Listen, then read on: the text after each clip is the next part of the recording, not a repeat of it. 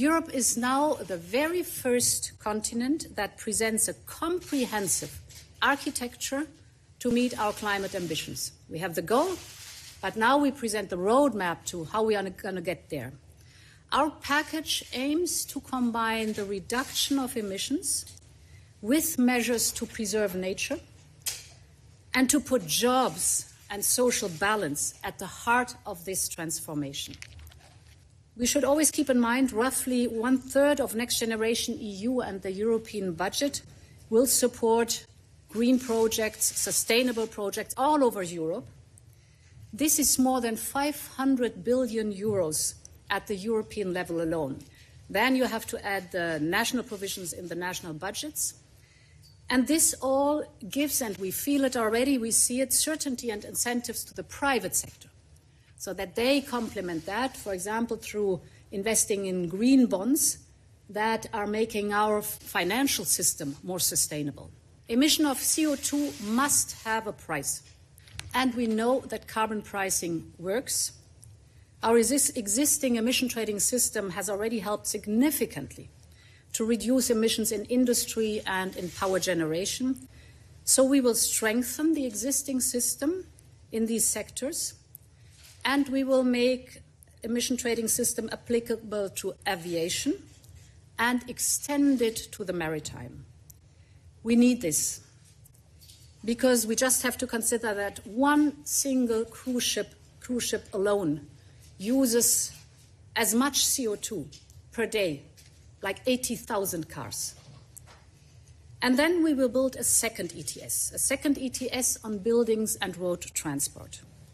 Because we all know that buildings today consume 40% of the energy consumption, and the road transport emissions have continuously increased, not decreased, but increased. And we must reverse this trend. We must reverse this trend, and we must do it in a fair and in a social way. And in this spirit, the climate transition will be accompanied by a social climate fund. This fund will support income, and it will support investments to tackle energy poverty and to cut bills for vulnerable households and small businesses. So this is real support for those that need it most, while the pricing is effective. And this is real solidarity between member states and within member states. Change on this scale is never easy, even when it's necessary. And for that reason, there are some who will say we should go slower, we should go lower, we should do less. But when it comes to climate change, doing less or doing nothing literally means changing everything. The infernos and hurricanes we have seen over the last few weeks are only a very small window into what our future could look like. But by acting now, when we still have the policy choices, we can do things another way.